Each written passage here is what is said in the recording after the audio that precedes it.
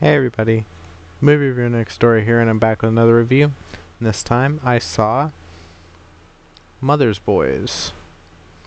This is a 1993 thriller directed by Yves Simoneau, and it stars Jamie Lee Curtis, Peter Gallagher, Joanne Whaley, Vanessa Redgrave, and Luke Edwards.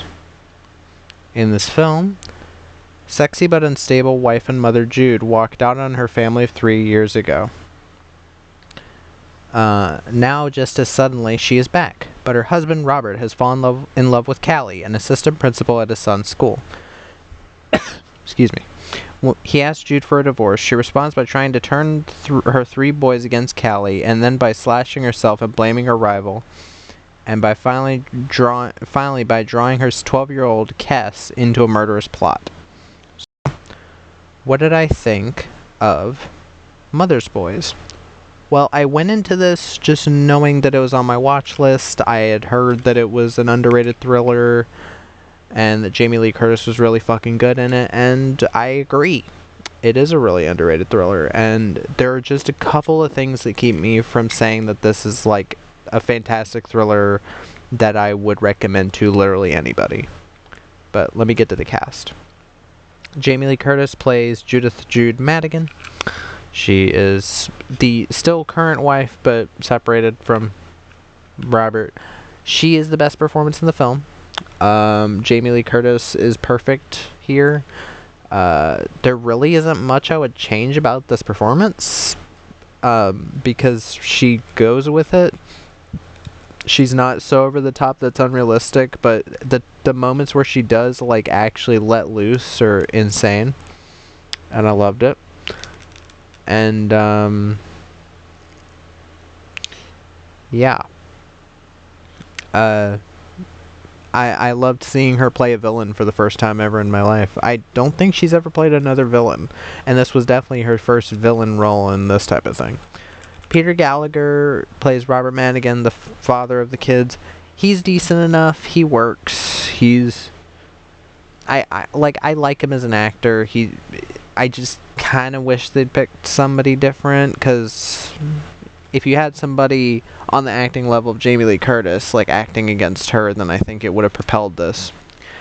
Joanne Whaley plays Callie Harland. She's the girlfriend of Robert now. I've never been a fan of Joanne Whaley. I know there must be people that like her. I remember she was in Pink Floyd The Wall, but then again, that wasn't a acting movie. It was more of a music movie. But yeah, she's one of those actors that I feel she got a lot of her roles because Val Kilmer was her husband for a bit. And yeah, she's not great in this. She's not horrible, but her acting definitely is distracting from the good actors in this. Vanessa Redgrave plays Lydia, the mother of Jude. I always like Vanessa Redgrave. I wish she had a little, maybe an extra scene or two, but I understand she worked for her role. And Luke Edwards as Cass Madigan. He's the oldest son and basically gets tricked by the mother into trying to get rid of Callie. And again, this is a thriller kind of in the vein of Fatal Attraction, Unfaithful, Hand That Rocks the Cradle, Body of Evidence, Sliver, movies like that. But it's less of an erotic thriller and more just straight up domestic, because that was kind of what Fatal Attraction was. Fatal Attraction was less erotic thriller and more just domestic thriller, where, yeah, there's a sex scene, I guess, but it's not exactly that erotic, and there aren't really sex scenes peppered throughout the movie. Whereas Unfaithful, also from Adrian Lyne, I wouldn't exactly consider just a domestic one. I would say it is more of an erotic thriller due to the sex scenes, first off, being actually well done and enjoyable and realistic to an extent, and two, there's plenty of them. And they're pretty racy. They're insane in that movie. I should rewatch Unfaithful. here you don't, there isn't really an erotic standpoint to it, and I'm fine with that. It makes sense given the context, and I should get what I didn't like out of the way, because there's a couple of things. First, Joanne Whaley. Now, Joanne Whaley, she, again, known for being Val Kilmer's wife, and that's about it. That's not a knock against her as a person. It's just that literally when I look through her movies, it's literally like, oh, the Val Kilmer documentary. Oh, Willow. Oh, Twixt, which he stars in. Kill Me Again with Val Kilmer. Storyville. I think Storyville. No, never mind. But yeah, she's in quite a few movies with him, and then she, I guess, got an in into Hollywood. Like, she's not horrible. She's just one of those actors that I don't exactly believe is a real person. And it's not that she's, like, gorgeous or anything. She's not ugly. That's the thing. She's like okay enough that I'm like, okay, she's not horrible, but she's not good enough to be like, okay, I buy her reactions to this shit. Because when she tries to act in these movies, I'm usually just like it's one of those performances. But yeah, she definitely drags the film down quite a bit in certain spots with her acting. And you also have there's I didn't mind this so much as, because there's good and bad to what I'm about to say. There's some jump scares in this movie that I didn't see coming, and they actually worked. But they also were a bit manipulative, because they kind of just came at a time where it was quiet, everything got quiet, and then, like, the jump scare happened. But they still did make me jump.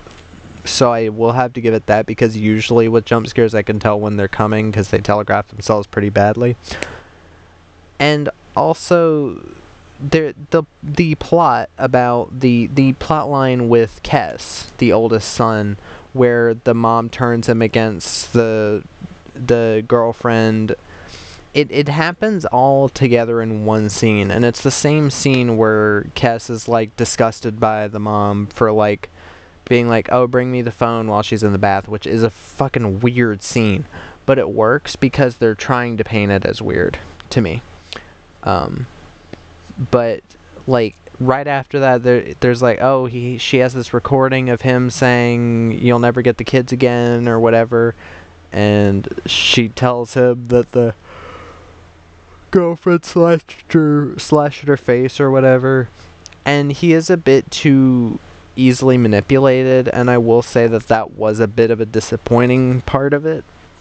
Like, it doesn't hurt the film ultimately that much for me, but it does keep it from being a 10 out of 10 for me. But what this film does do right, the thriller aspect for sure. Every scene that Jamie Lee Curtis is in is near perfect. I love her performance in this. It is psycho in the best way possible. Not so psycho to the point where it becomes funny, just psycho enough to the point where every scene with her is so fucking hard to watch.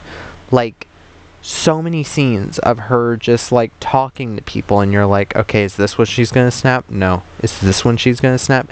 It's one of those movies where you can't exactly tell where this person's mental state is at this point. And I loved it. I loved her in this. Now, this is to prove that I don't hate her as an actor because of her personal life, but even though I have issues with her personally, I have no issues with this performance. I loved it. Again, Peter Gallagher was fine. He worked and he was fine enough. Kind of like Matthew Modine level. Like, Matthew Modine usually in films, I'm like, okay, he's fine. But he's kind of on that level. Joan Whaley shouldn't have been in the film. I don't like her. I've always had an issue with her. She's always sounded very fake. And casting her as fucking Scarlett O'Hara in the fucking Scarlet miniseries, the sequel to Gone with the Wind, like, I don't know who the fuck made that decision. But,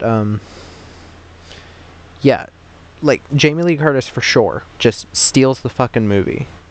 Also, this director has done some other films. He's, I think he directed the movie, the like prequel short thing to the Assassin's Creed series, Assassin's Creed Lineage.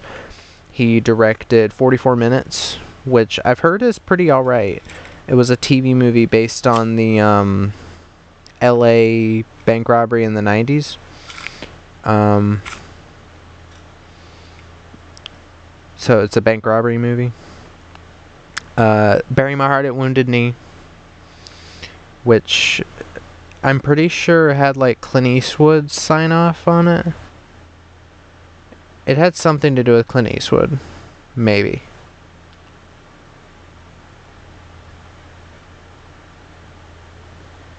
But yeah, like, very clearly a good director. Dead Man's Walk also, which is the prequel to Lonesome Dove with David Arquette, Johnny Lee Miller. But very clearly a talented director here. You have some really cool match cuts, some really nice editing choices. The opening credits were very intriguing, and I was like, ooh, I like this. And because opening credits aren't always needed for a film like this, but I think it establishes the tone of the film very well. Because this film never goes full depressing, which I hate when movies do that. Just to be like depressing to get you to cry, like, oh, this happened, now this is gonna happen, now this is gonna happen. This is a film that lets up when it needs to. Because constant anything for too long can make it boring. That's why I found The Whale to be utterly boring, because every single scene I was like, okay, it's just gonna get worse and worse and worse. There's no let up. Monotony causes a movie to be boring. A movie that has an action scene every single scene will get boring, because then you'll start to realize exactly what's going to happen. But with this, you don't get that. There's let up constantly. I like that. Another thing, the score by George S. Clinton is really, really good. Really, really good stuff. A big step up from the score in Allied, which apparently a lot of people really liked. I was disappointed that was Alan Silvestri. There's also the child actors. The child actors did pretty good jobs, especially Luke Edwards. I actually quite liked him in this. And when you have a movie like this that focuses so much on a certain child actor, you really do need to have someone giving a good performance, and I think that happened here. And also,